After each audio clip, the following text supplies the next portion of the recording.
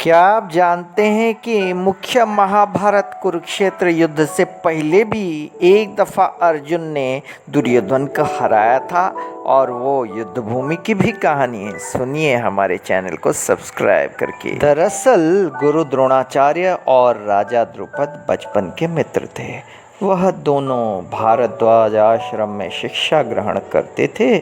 बड़े होकर द्रुपद राजा हो गए और द्रोणाचार्य ऋषि बन गए। एक बार द्रोणाचार्य यानी कि ब्राह्मण द्रुपद के महल गए तो राजा ने उनका काफ़ी अपमान किया है।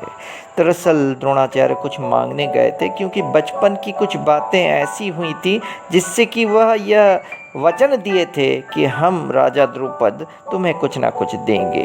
द्रुपद ने कहा कि राजा और गरीब कभी दोस्त नहीं हो सकते।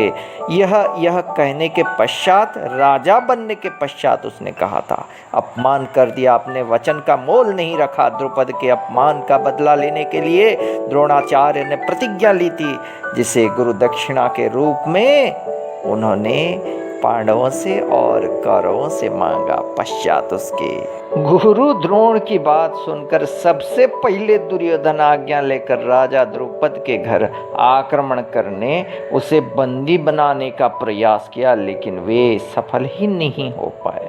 दौड़ पड़ा मूर्ख दुर्योधन अपने भाइयों को लेके, लेकिन असफल हो गया, हार के वापस आ गया। उसके बाद पांडव राजा द्रुपद से युद्ध करने के लिए जा पहुंचे। अर्जुन के पराक्रम से राजा द्रुपद की सभी योजनाओं पर पानी फिर गया। अर्जुन के बाणों के सामने कौन भला टिक सकता है। और बंदी बनाकर गुरु द्रोणाचार्य को अर्जुन और सारे पांडव धर्मराज युधिष्ठिर गुरु द्रोणाचार्य के पास लेकर आ गए। द्रुपद ने वचन दिया था बचपन में द्रोणाचार्य को कि मैं तुम्हें अपना आधा राज्य दूंगा। उसके बाद तो अपमान कर दिया। हमने यह कहानी बताई। द्रुपद को बंदी अवस्था में देखकर द्रोणाचार्य ने कहा कि मैंने बलपूर्वक तुम्हारे राष्ट्र को रौंद डाला है, तुम्हारी राजधानी को मिट्टी में मिला दिया है। बोलो, अब पुरानी मित्रता चाहते हो क्या? इसके बाद गुरु द्रोण ने कहा कि तुम डरो मत, हम क्षमाशील ब्राह्मण हैं, हम तुमको माफ़ करते हैं। जो राज्य मेरे शिष्यों ने मेरे लिए जीता है उसका आधा राज्य हम तुम्हें लौटा रहे हैं। सबक यह है कि घमंड से कोई भी युद्ध नहीं जीता जा सकता है।